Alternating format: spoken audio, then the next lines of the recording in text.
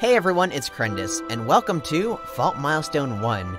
This is the visual novel that I wanted to do a series on for a long time. I think since I first started the channel.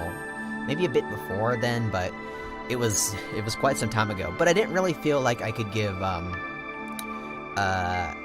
this series the proper reverence that I think it deserves. Now I think I do. Now I think I do have the ability to do that. And really, I do think this is one of, at the very least, one of my favorite stories of all time. Might not be up there in terms of, like, you know, complex fantasy craziness like Tolkien or Harry Potter or anything like that. It's not even that long, really. Well, it's pretty long, to be honest. But it's good. So, I know what happens. If you know what happens, I invite you to join me as well to experience this wonderful tale again. And if you don't, then strap in, because this is interesting, is how I'll put it. It's a ride. It's a ride, alright. So let's begin with the prologue. Oh. Well, I guess I'll actually say this once we're back in the title screen. Does it hurt a lot? Asked the boy, his eyes clouded with concern. No, the girl answered softly, her gaze shifting from the night sky above to the boy cradled in her arms below. You're a terrible liar, retorted the boy. His eyes focused on the bloodstained cloth wrapped tightly around her left arm. Pain was the only obvious feeling he knew she was experiencing. The binding, original stain of ruby red with the girl's blood, had discolored into an intense, piercing shade of black. Without proper treatment, the girl could die from massive blood loss. You always came here to watch the stars, right? Asked the boy, relieved to have a moment to converse with the girl.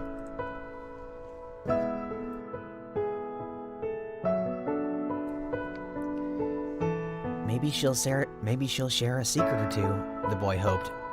With that faint hope in mind, the boy asked another question. Do you think you could tell me what you think about when you look at all those stars? The boy asked in anticipation, like a child longing to hear his mother tell him a bedtime story. I wasn't looking at the stars, she answered. The girl was no older than the boy himself, yet her words carried such weight, unheard of one from so young. Upon hearing these words, the boy felt an emotion unknown to him begin to take root in his heart. Is it attachment to this girl? Could it be envy? Or was this emotion, perhaps a delusion, as he lay dying in her arms? The boy no longer had the time to affirm his own predicament.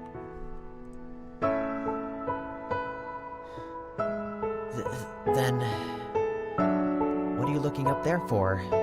Asked the boy, forcing himself to speak through the excruciating pain he experienced. A possibility. A possibility? Repeated the boy. A possibility for all of us to realize how powerless we really are. What I look for among the stars is a possibility for compassion, uttered the girl, as large tears began to swell and drop from her eyes. As her reign of sorrow continued, she caressed the boy as a mother would her own child, and prayed aloud. This world doesn't end at the borders of this country. What lies beyond are countless possibilities that none of us may fully fathom. The girl continued to speak as the boy neared death's door with every breath he took.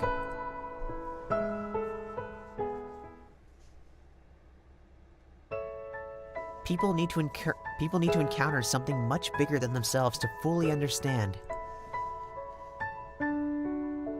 True compassion.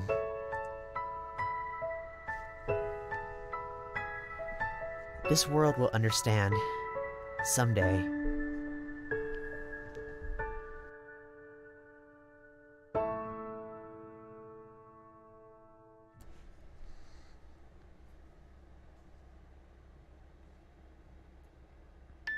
You know, I forgot what I was gonna mention already.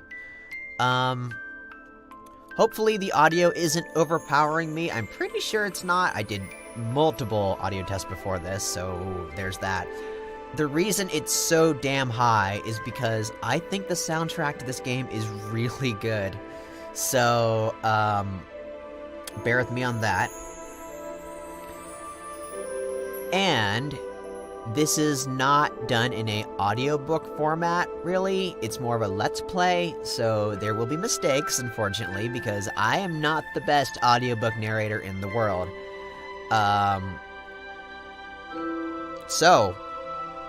Oh, right, I remember what I wanted to say. There are some very intense words coming up, and I'm pretty sure, and I know one is actually in the, thing that's about to happen here. So, bear with me. And I might actually even pronounce them wrong, because they are fake words. Pretty sure I don't, though. But, let's begin.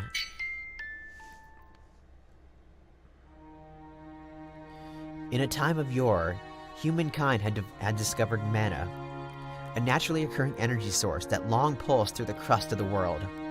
Humankind utilized mana from the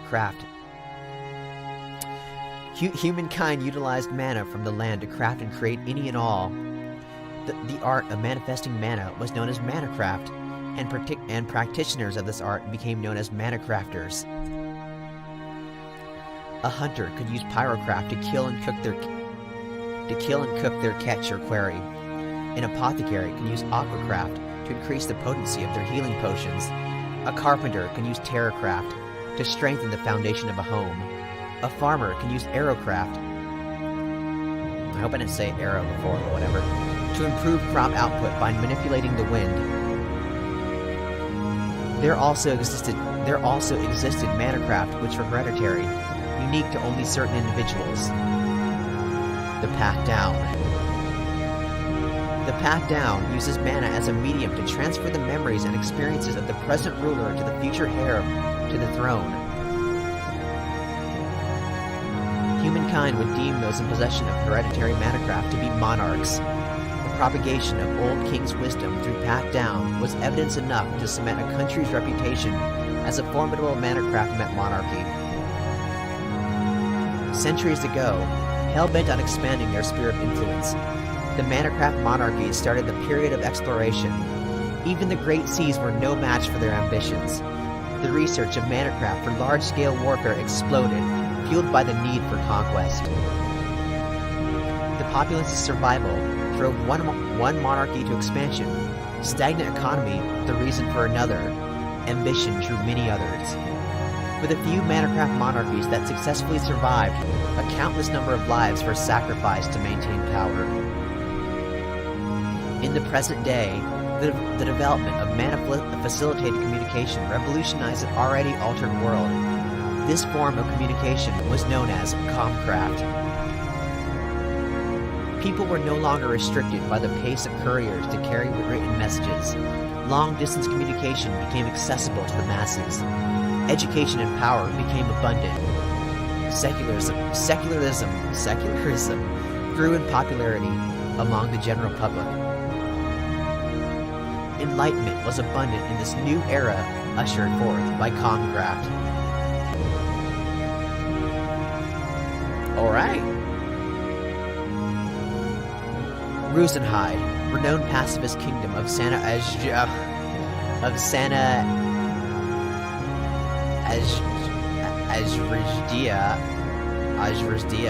Ajrazdia further prevailed from comcraft's convenience. For 9 generations, Rusenhide prospered from perpetual pacifism.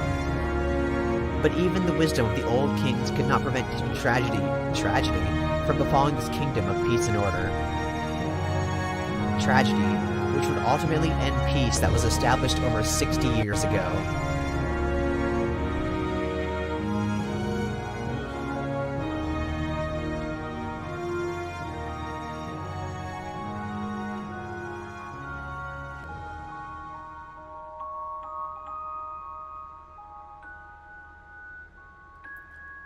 Willkommen to Rusenhide. I presume that means glory to Rusenhide. Am I actually pronouncing that right? Rusenhide. Maybe it is Rusenhide. Rusenhide. Rusenhide? Is it Rusenhide? I'm gonna say Rusenhide, screw it. Rusenhide Castle, passageway to Sky Terrence. Sparks continued to dance through the air as a small silhouette ascended the spiral staircase. First, to the Sky Terrence. The first of the attackers to reach the Sky Terrence.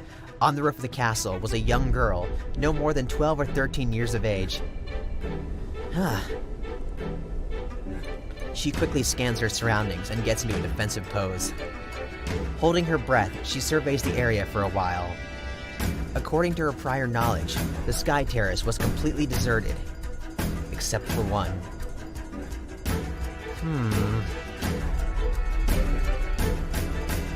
Path down successor of the country of Rusenhad. Self-fiend Rusenhad. Show yourself. You know there's nowhere for you to hide now. The girl's shout reverberated throughout the empty terrace. There was no one around, but she maintained her guard. These were the actions of someone who's done it a countless number of times. She moved toward the center of the Sky Terrace with a mechanical efficiency which betrayed her small and delicate appearance.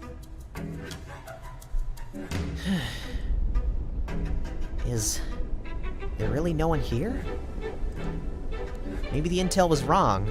Sion, can you hear me? Sion, if you could hear me, respond. Is she in the middle of a fight? No one's here.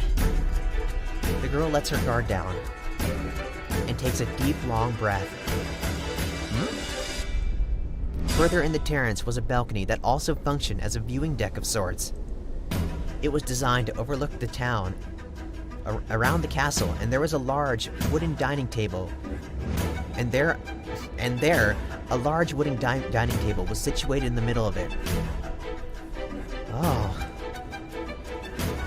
The table was furnished with an ornately woven tablecloth. It was surrounded with heavy, solid wooden chairs.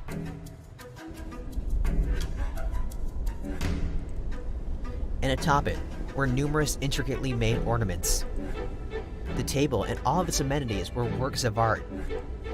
Every object, from the dining table to the decorations, strategically placed throughout the Sky Terrace, screamed of wealth.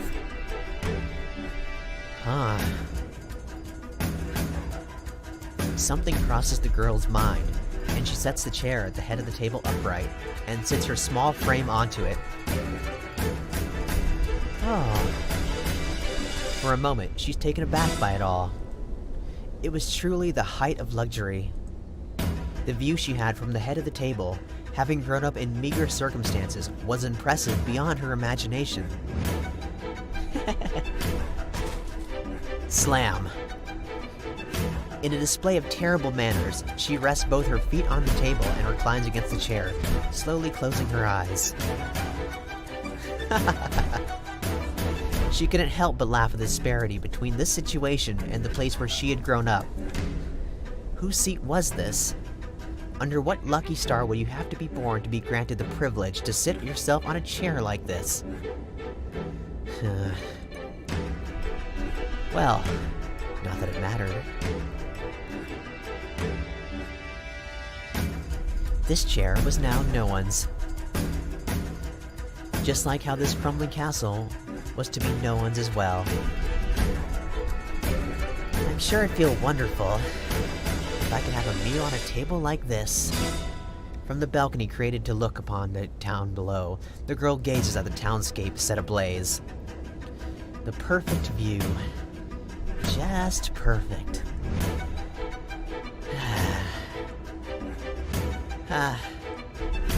This is just stupid. After her rather mindless soliloquy, she gets up off her seat, then...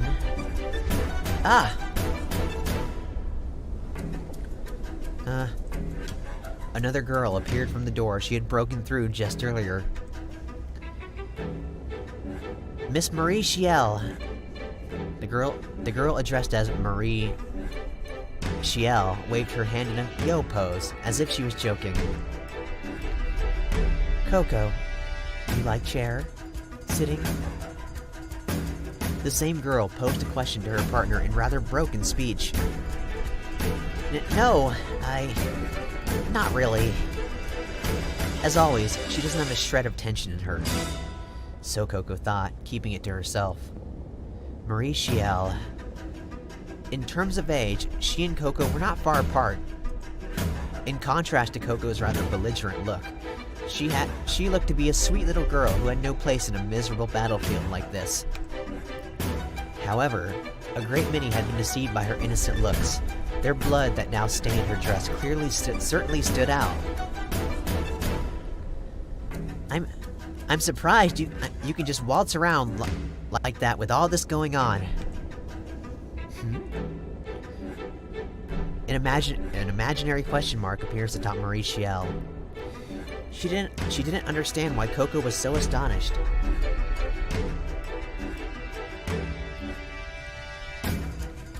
No reason to rush. Of course you'd rush! Just walking around with all this going on is weird! The castle was filled with the smell of blood and smoke. Screams and explosions continued to roar throughout. Despite the cacophony going on around them, Marie Chiel simply stood there, oblivious to it all. Already. Almost done. No point running. Well, that is true, but... Koko was at a loss for words when faced with that simple retort. She... not here? Ah, no, she's not. Can we even rely on Sion's info? Sion, reliable.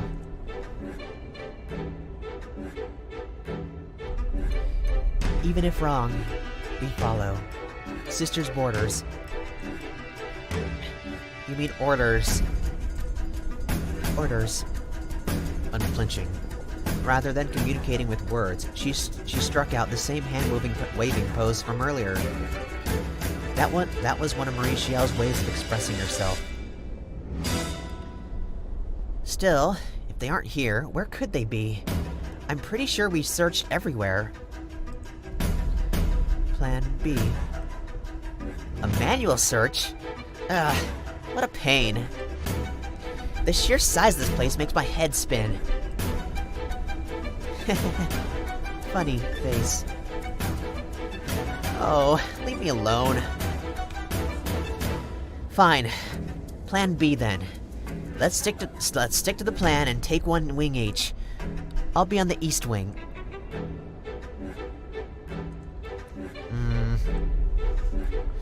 What's wrong? We look. Yes? Won't dispel shadow soldiers. I'll be fine. There's only 150 of them. We've already taken most of the rear line soldiers, so I doubt we'll run into anyone troublesome.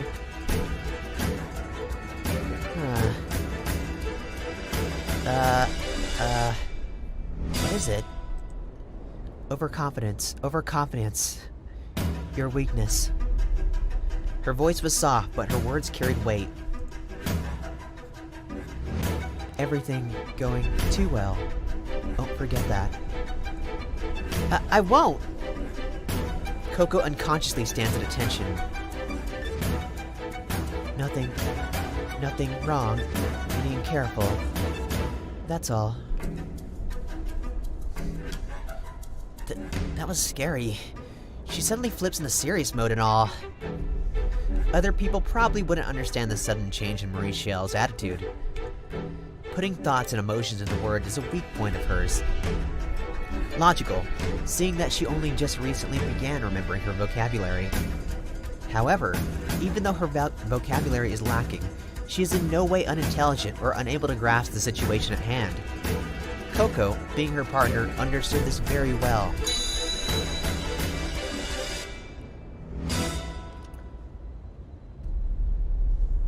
Hello? Hello? Koko, can you hear me? Ah, Sion. Yeah, I hear you. How's it going there? You done fighting? The third floor downwards has all been committed. As long as people don't suddenly start raining down from the sky, no one else should be able to get in the castle. Oh, and get a load of this. Really, the last 2 guys I just killed, they were such pushovers. It kinda ruined the moment. Like I'd get more of a thrill from dreaming in an afternoon nap. Coming from someone who personally said she'd just keep guard? Can't really complain if you didn't volunteer to head up the front lines instead. So, how are things going on your end? Ignoring me, eh? Oh, right. This place is totally empty. You've got some explaining to do here. You sure the princess is in Sky Terrence? Absolutely. If she isn't around the balcony, then she's got to be somewhere on the top floor. Look harder, why don't you? Looking around is a huge pain. It's so tiring. You sure are lazy for someone so young. I don't want to hear that from someone who volunteered to shore up our defense. Oh, quit complaining and just get to looking. We're already on the home stretch. Get off my back. Really though, this whole thing sure was a breeze, eh?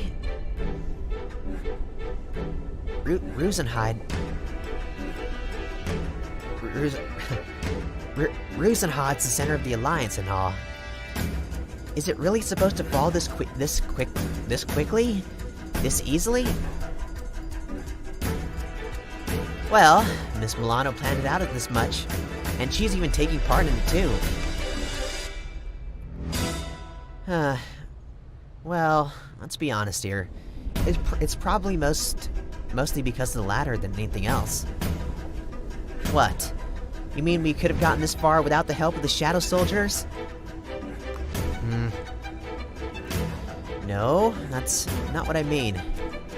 Considering Miss Milano, I bet she could have probably taken down an entire country or two. If I had to describe her with a single word, it'd be cheater. You've got a point. Anyways, I'll get back to committing the entire castle's interior. Good luck with the search. Yeah, see you. Between Miss Mauritiel and Sion, why isn't there anyone who's feeling more tense than I am? And now I've totally lost my drive too. Damn it. Just as she finished her call... Ah! Huh? What? Huh? Koko's staff was made from a metal alloy. It was made to prioritize lightness, but metal is still metal. A swing from any old sword would certainly nick it, but there is no way it can slice through it so cleanly. What was that? There's something stuck to the wall. A transparent knife? A blade of ice? Or perhaps some kind of illusion using craft. In any case, it doesn't change the fact that there's some kind of unknown threat. Who goes there? Show yourself.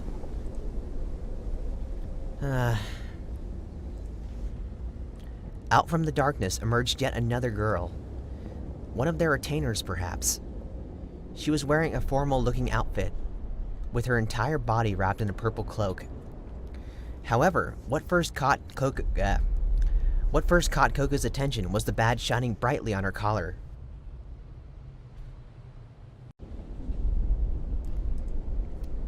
That badge served as proof of the individual's rank as a crafter.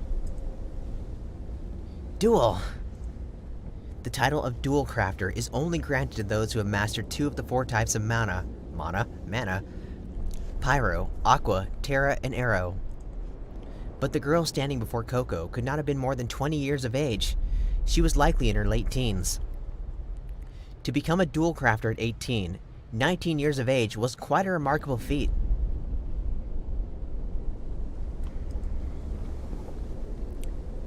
Retona Rainvasta. She is the last descendant of the Rainvasta family, which has served as the royal family's guardians for generations upon generation.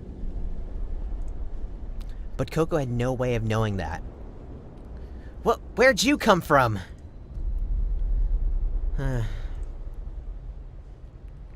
What is your objective? Why are you going after Princess Selphine? Huh? Let's just get one thing straight here. This attack of ours is completely in our control. Whether you all live or die, that's up to us to decide.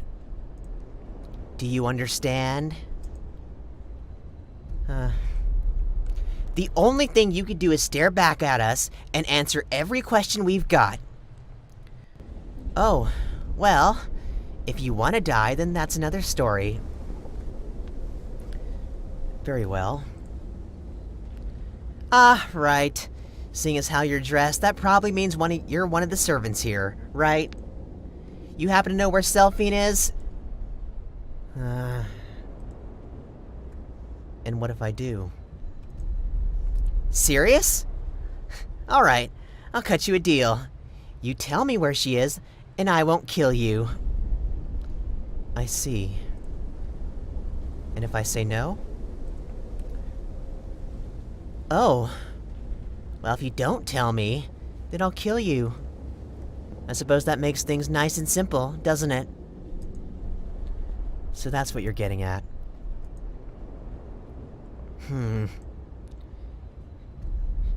You've been trying to make a fool of me this entire time, haven't you? Right now, with the way things are going, are you so scared you've completely snapped?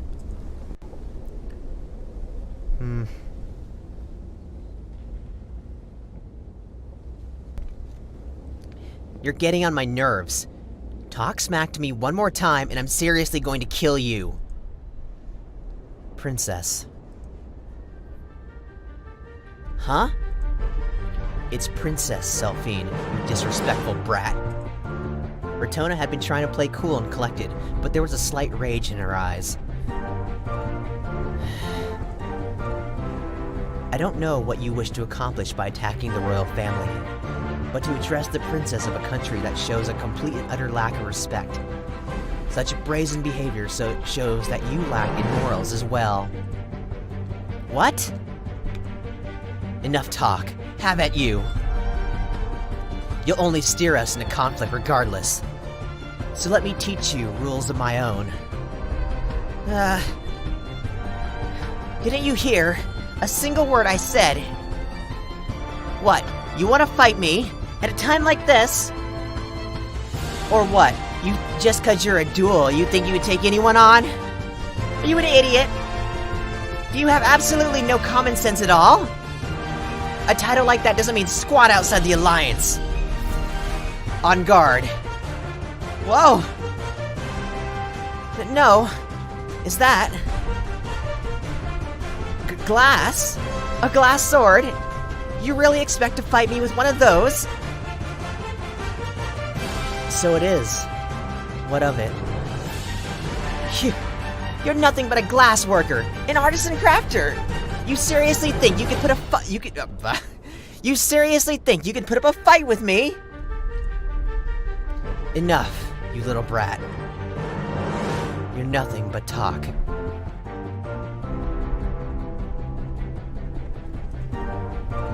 I swear, you've called me a little brat again and again.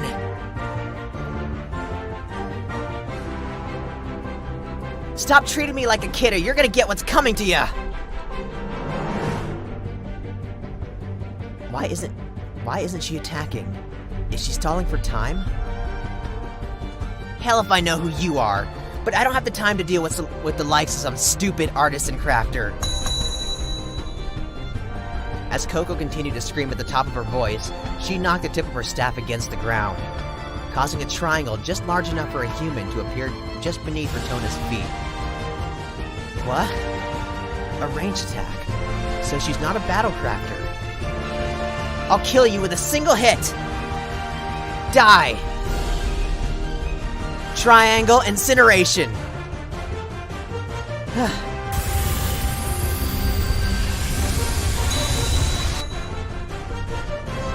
Bless! In a split second, a column of fire roars from the triangle toward the ceiling. Too slow. Retona circles round to Koko's rear and makes contact with Koko's back. The next moment, Koko dashes away with all her might, trying to put as much distance between her and Retona. She quickly checks her back to assess the wound, but... Huh? It isn't cut. The sensation of her spine getting sliced in two slowly fades away. What just... Koko understood that very moment. Retona's sword isn't some decoration or a fake weapon, but it is in fact a real weapon, a strange and highly dangerous one. Transidian. That's what this sword is made out of. Transidian? It's a material to hold the sharpest edge in the entire world. Of course I know that. But the way Transidian breaks off is too uncontrollable. They say it's too dangerous and impossible to forge into weaponry. Only if it is naturally occurring. But I've already applied some level of processing with the Transidian I create. I can freely control this material. Are you stupid?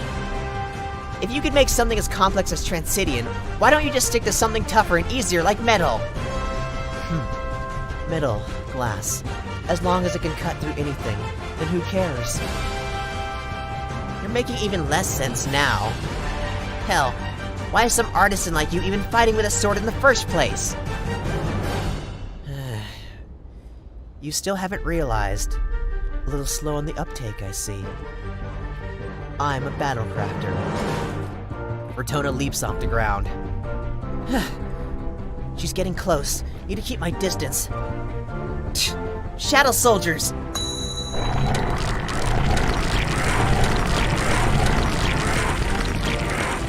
The shadow from the staff stretched, and the dark silhouettes of soldiers began to crawl from the darkness. 3, 4 of them. Suddenly, Retona was surrounded on all sides. What the? Shadow soldiers? She could summon them at will? So she's the one who created the shadow soldiers who attacked the castle. Careful, everyone. That girl's real fast. Really fast. And her sword's super sharp. And don't get anywhere near the commit area. Koko then raised her staff, generating what seemed to be waves of mana in the air. The mana growing in the air then went straight to the Dark Soldier's hands. Pyro, Terra, Forge, Chains! She again knocks her staff against the ground twice, causing the glow of mana that had been floating in the air to materialize into chains. First, I'm going to tie you down. Now!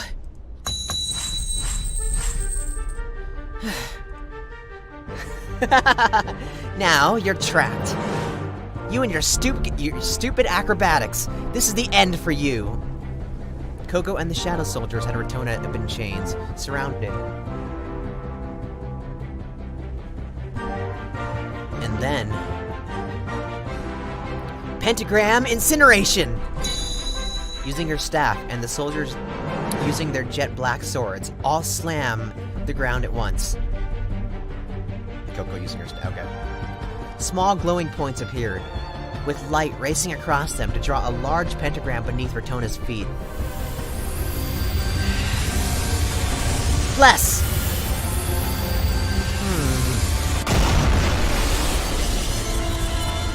The pillar of light disperses. A triangular burn mark was on the ceiling.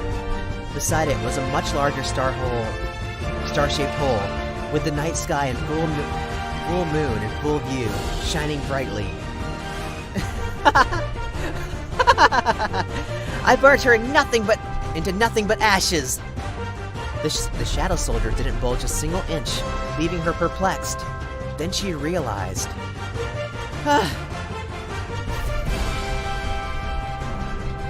Just so you know,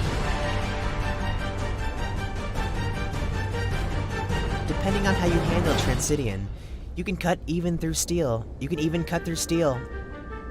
The shadow soldiers are vanishing, which means that as long as you cut them down, then you can still defeat them. No way. Some kind of glass that lets you cut through steel? That's cheating! Something doesn't add up here. You're no battle crafter, are you? Your triangle and pentagram attacks certainly weren't lacking in power. Especially the second one. Had I taken the brunt of the blast, I would likely be nothing but ash by now. But the activation, your bless, takes far too long. Anything that takes that long would be completely unusable for battle, no longer how strong it is. Your style of fighting is at a distance. Why do you persist with such strange tactics? Oh, shut up! If it works, then who cares? Damn it. Her hand gripping her staff begins to quiver, frustrated at the turn of events. Why is someone this strong just wandering the castle?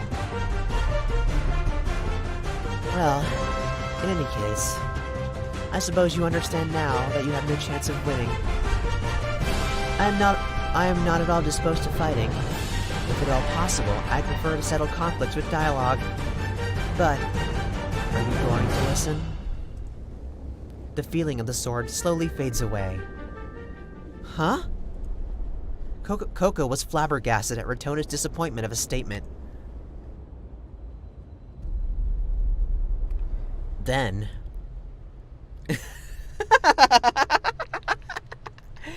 You're really something else, you know that? Koko realizes something. That she had the upper hand. That Ratona would ultimately not attack her. She sneers at Ratona's invitation.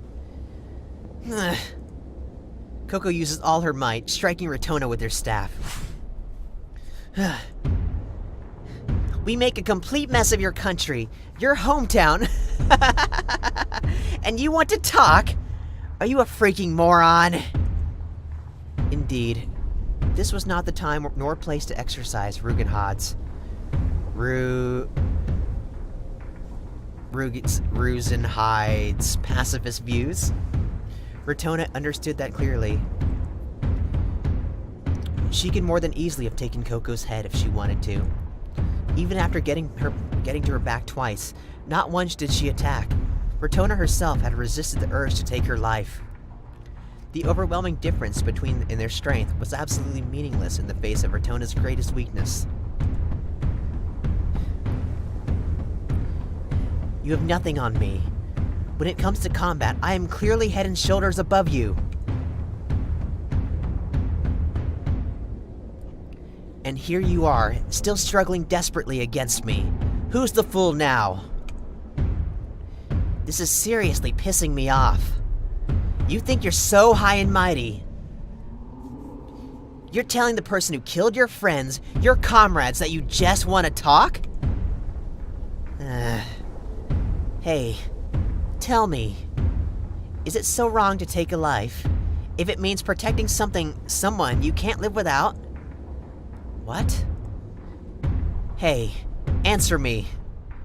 What's the difference between me and you? For just a moment, Ratona was shaken for a moment by Koko's ruse and had lost concentration. She wasn't the type to make that kind of mistake. Not in the slightest. Unbelievable.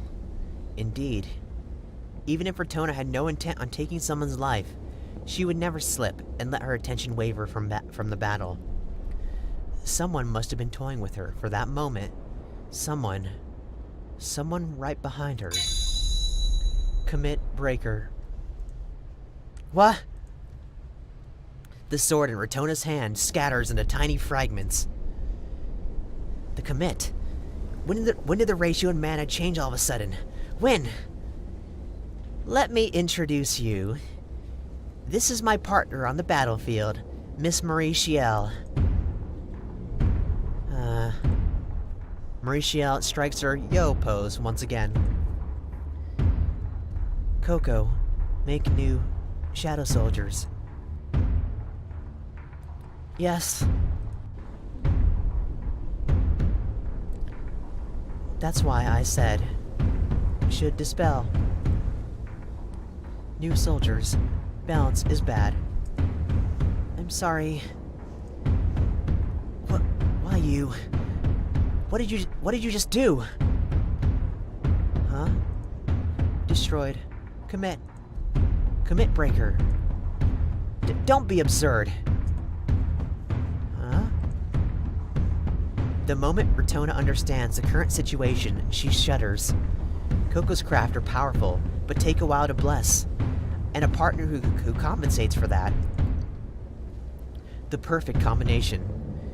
She will get killed. Because she took too long. Because even when given the chance, she didn't kill Koko. Milady, please get down on the ground. Okay. On Rotona's signal, the glass wall on the edge of the room shatters. Glass which bent light and served as an optical camouflage. Selphine had been hiding the entire time, and now she was exposed. Huh? Selphine! So fast. What's with the mana here? Maybe this is shift. Huh? A shift! Selphine, please close your eyes for a moment.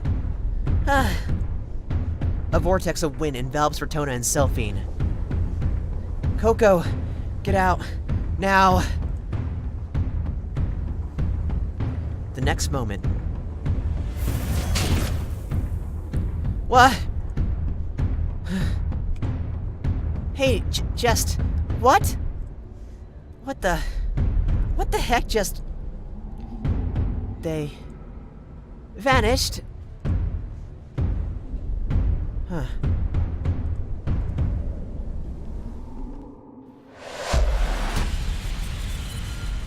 Eck!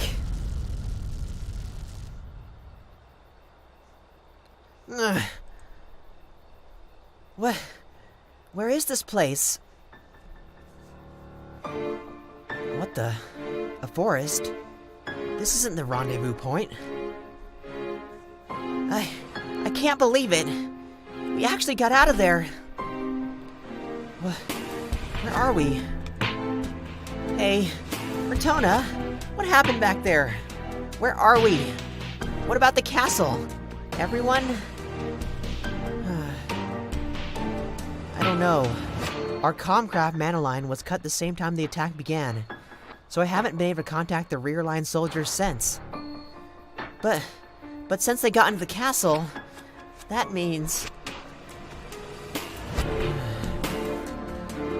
Yes, that having been the last stages of the attack likely means...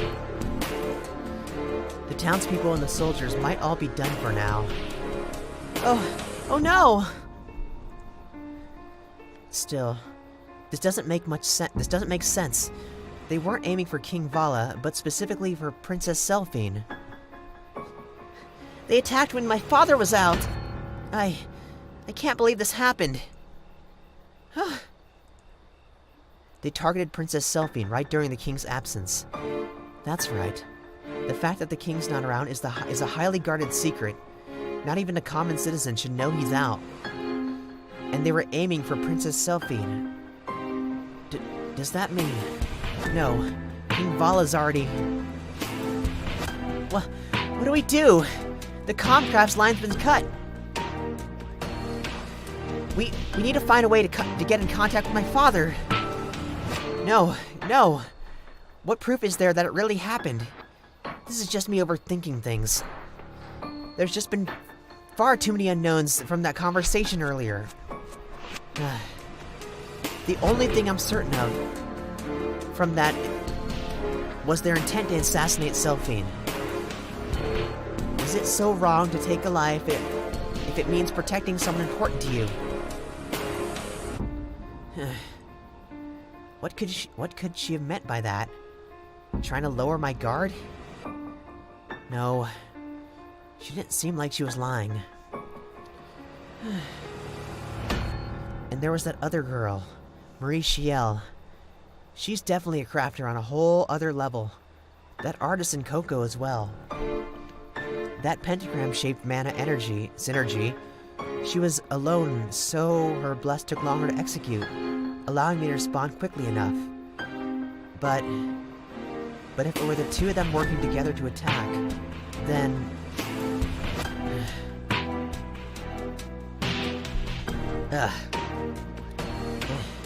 In any case, I've got more pressing issues to think about now.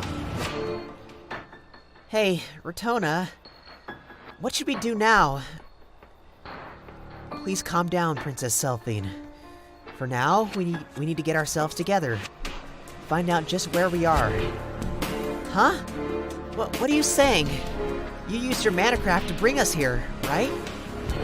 What do you mean we need to find out where we are? Rotona, please, tell me, what's going on? Just what's happening? Hey. Huh? Rotona? Forgive me. Huh? Why are you apologizing, Rotona? There's no need to. Forgive me, milady. Despite the situation being as it was, I rushed into using our last resort of escape. Please forgive me. What? Selphine's mind went blank from Rotona's sudden barrage of apologies. Rotona had the respect of many for being incredibly capable, talented, and always kept her cool. Ever since they were children, she was the person Selphine looked up to most, next to her parents. This was the very first time in her life seeing Rotona losing her composure to this extent. Rotona...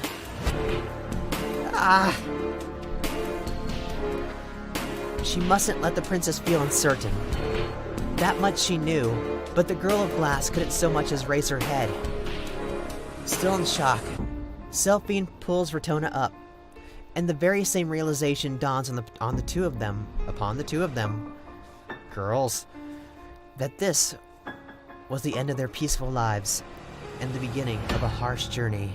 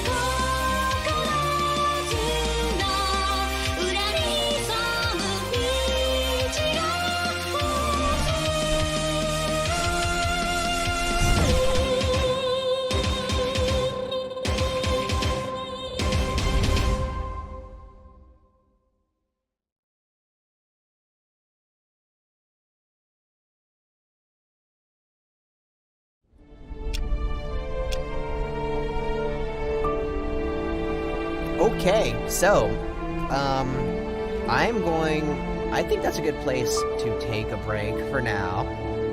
I hope you liked the first episode. There is no clipping, which is good. Thank God for that. But yeah, the first part, the prologue, the actual prologue, basically,